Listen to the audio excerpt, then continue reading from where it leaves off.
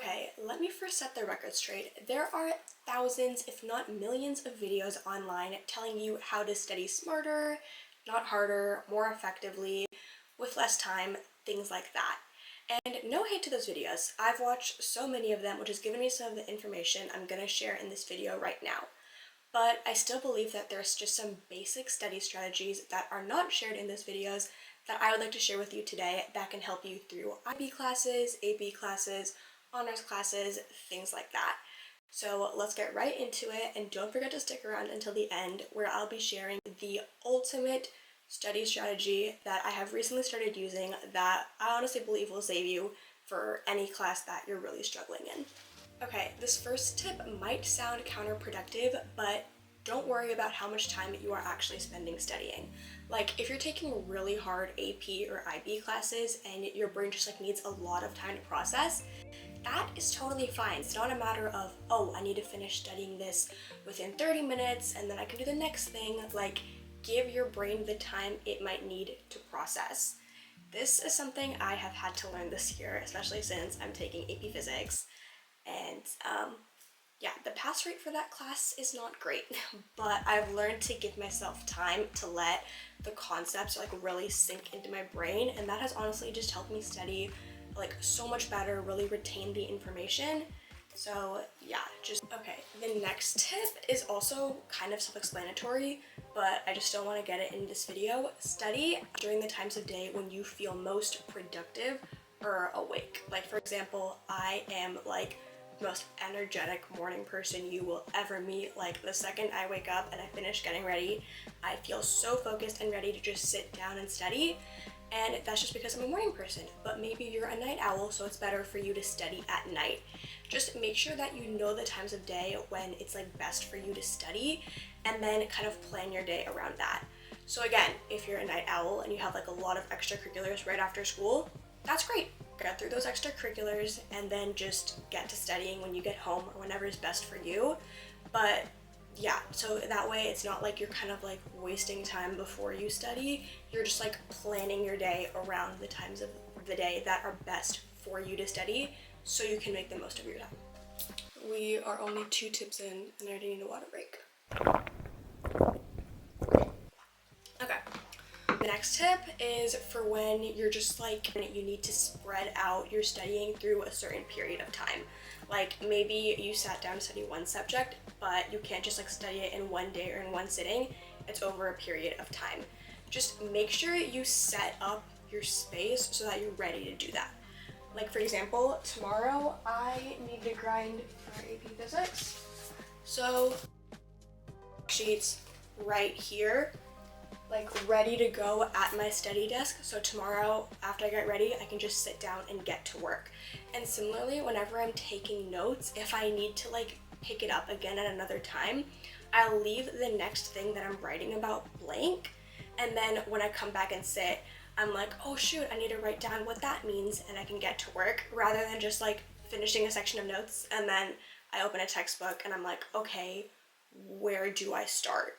So you just want to make things as easy for you as possible when it comes to studying, especially if you're studying over a period of time. Okay, this next one might not appeal to those of you guys who just want to study for hours at a time, be academic weapons, all of that, but I'm gonna say it anyway.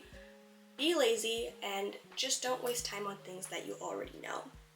This is a tough pill I've had to swallow because, especially for math classes, for the longest time, I just always studied every single thing in math for a test. For example, when I was in geometry and we had a unit on trig, I would study every single trig concept, sine, cosine, cosecant, everything. But in reality, I just had to study what I didn't know.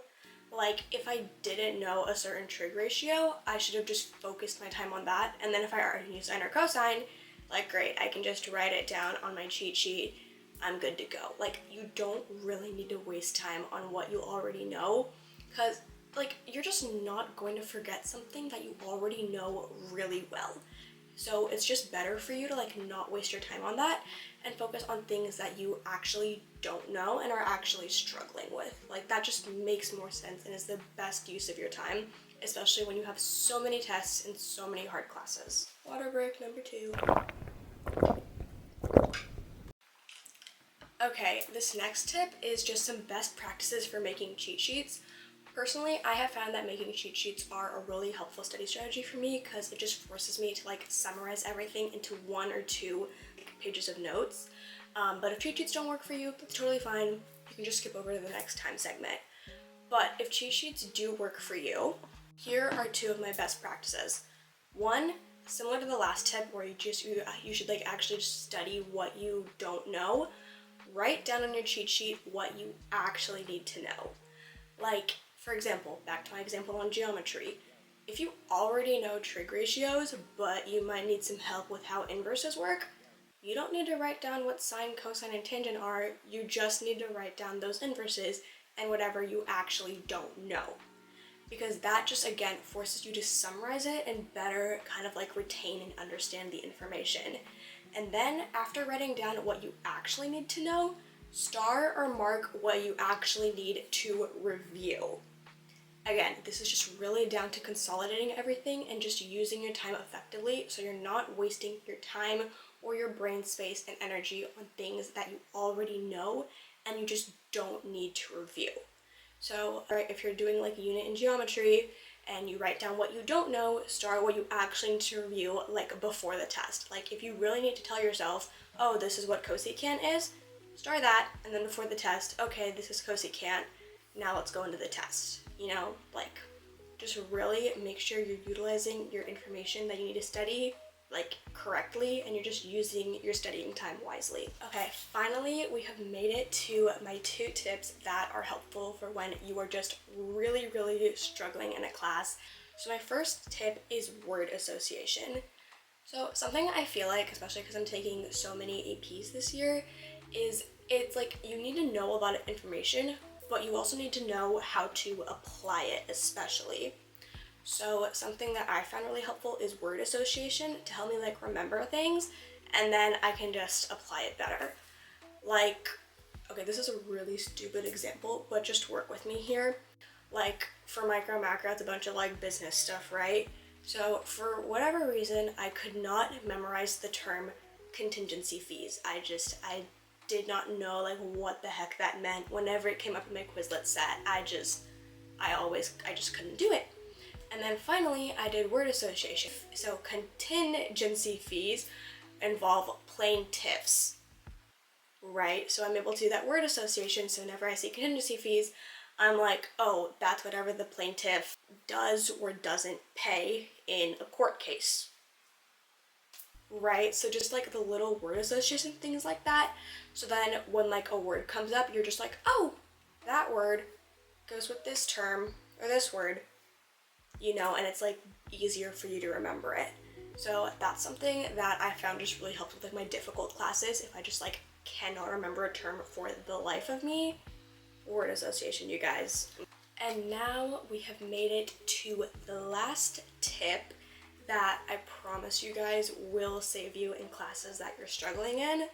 The thing is, I've actually seen this in a bunch of like college students vlogs actually, but they don't like really call it as a tip. It's just like something they do in their regular routine, which I have started doing for pretty much all of my AP classes, and it truly has made a difference. If you're really struggling in the class, just get ahead. Okay, I know that doesn't really make much sense, but let me explain. So again, AP Physics. Really hard class. So for example, the thing is like for me, I sit in a class and I'm taking notes, I'm listening to the lecture, I still can't process it. Even when I get home, I can't process it. But now I'm starting to get ahead where I'm like reviewing the lecture slides before class, I'm trying to understand any simple terms that I can, and then when I come into class, that is the time for me to better understand it. And that is actually the time when I am processing the information. And then any questions I have, I can ask. And then it's just easier for me to remember the information rather than if I just go into a class, I don't know anything, and then I'm trying to learn it for the first time. And then when I get home, it's like, okay, what is this? You know, like you're just like giving your brain that you're trying to process what you can on your own. and then you go into class and you actually have that time to like chat with your teacher and like ask questions and then understand it and apply it in like whatever homework or projects or tests you have after that. I am telling you guys, this is a game changer. I do it for all of my APs, AP World, AP Physics, AP Micro Macro. It helps so much. So you guys need to get on it. Like if you're really struggling in an AP or IB or honors or any class, and it doesn't even need to be anything too crazy. Like for AP World and AP Micro, what I do is I just try to get ahead on the notes, and then I won't like put that much effort into understanding it, but at least I have like a preview of what information I need to know. And then again, I go into class, I pay attention, I ask questions, my brain can process.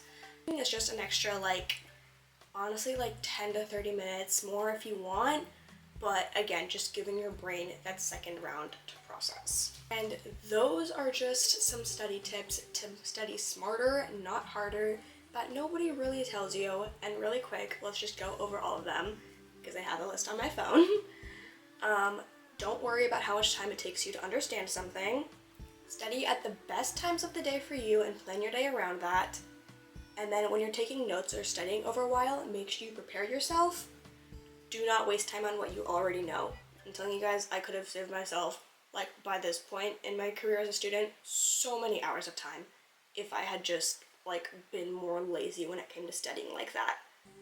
And then for cheat sheets, some best practices are to write down what you actually need to know and then start what you actually need to review. Word association, getting ahead on your hard classes. So I hope you guys enjoyed this video. This is kind of like one of the first like tips videos I've made since I pivoted my YouTube channel. And for today's call to action, try to employ at least one of these study techniques. Even if it's super little, I promise it will make a difference.